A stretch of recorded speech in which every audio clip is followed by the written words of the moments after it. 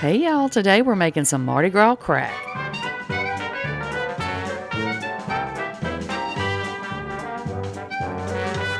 Alright, so the first thing you're going to need to do is put you some parchment paper in a cookie sheet or on a cookie sheet. Doesn't matter how scratched up and crusty it is because the food's not going to touch the pan anyway.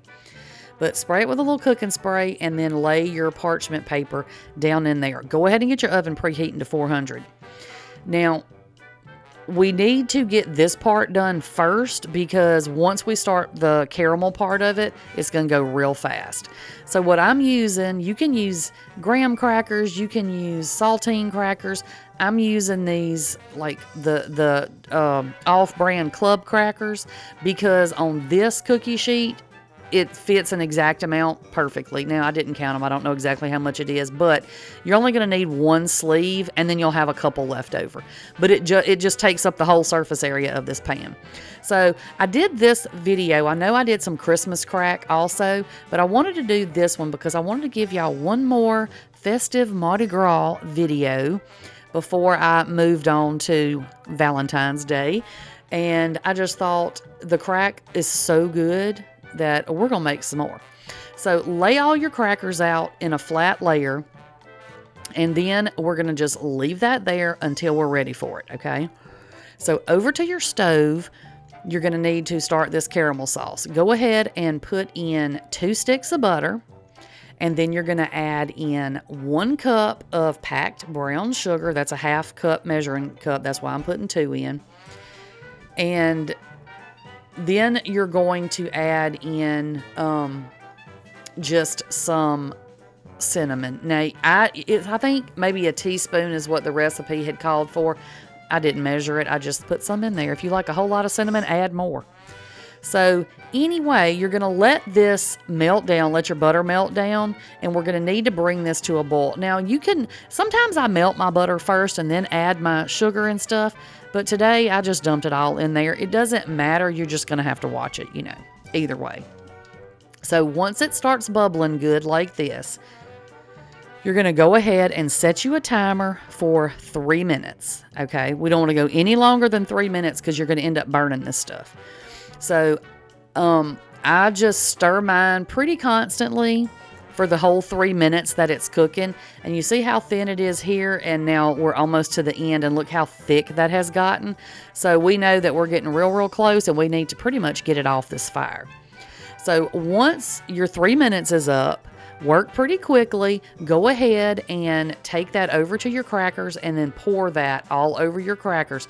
Try to pour it out kind of even if you can, because this stuff starts to kind of set up pretty fast and you want to be able to spread it out. If you pour it all into one ball right in the middle of your crackers, it's going to be a mess trying to get this all spread out because you see it's already like super thick.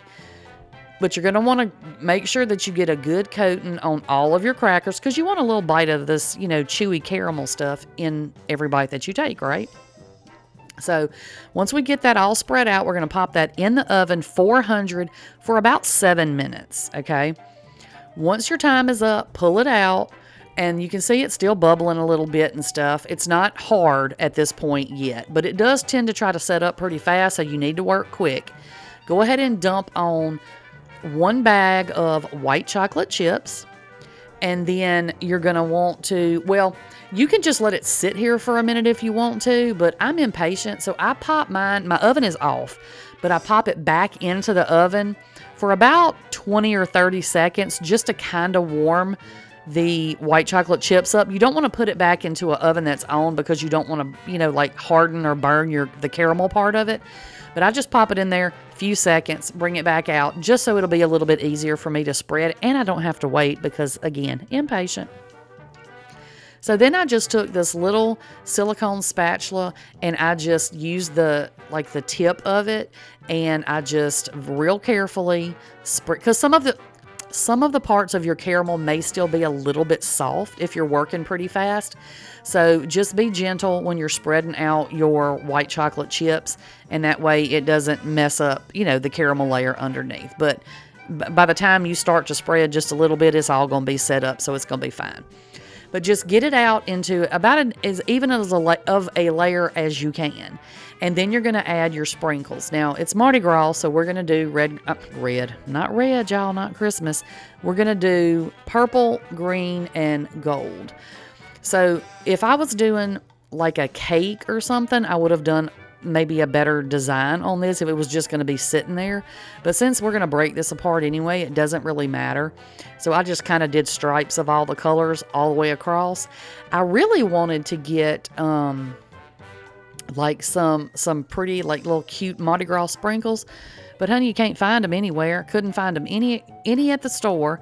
And then I even looked on Amazon, and they wanted, like, you had to buy like a 2-pound bag or something. But Lord, what am I gonna do with 2 pounds of Mardi Gras sprinkles, y'all? So I said, you know what, I have my sand and sugar from my monkey bread, so I'll just use that'll be perfect. But I just wanted to give y'all one more Mardi Gras idea if y'all were having some sort of a Mardi Gras party or something. And again, if you didn't want to make king cake, or somebody was bringing the king cake but you wanted another little snack, this is perfect, because y'all know this crack is so good. We made it at Christmas, so I thought let me show y'all the option of the Mardi Gras crack. It's a tiny bit different maybe than the way that we made the stuff at Christmas, but I will link those videos if y'all want to check those out. But y'all, this stuff is so good. It is so good. I mean, if you ever make it once, you're going to try to figure out how to make it for every holiday. So anyway, let me stop rambling about how good it is. But you want to get your sprinkles on, whatever sprinkles you're using, while your white chocolate is still hot, because you want it to stick. Okay? So that's all we did to that. And then I'm going to let it sit on the counter until it cools down. And then I pop it in the refrigerator to finish setting up. You can just leave it on the counter if that's what you want to do. So after an hour or so, I pulled it out of the refrigerator and it's completely set up. And I just take it out of, this is one of the reasons we use the parchment paper, because you can just pick it up and pull it right out of the pan. But make sure that when you take it out of your pan, you sit it on like a cutting board or a towel or something, because remember we sprayed that cooking spray underneath it, so it's going to get that cooking spray all over your counter. And a little bit of the sugar came off on my hand, but what I did was I patted it kind of over the trash can and just let the loose sprinkles fall off, and this was all that was left. So that's why you do it when it's still warm, and that way it'll stick and it doesn't just all fall off when you break it apart. But anyway, this stuff is good. If you haven't tried it, you need to. And it's oh so pretty. But that's all I've got for y'all today, and I'll catch y'all on the next one. Bye, y'all.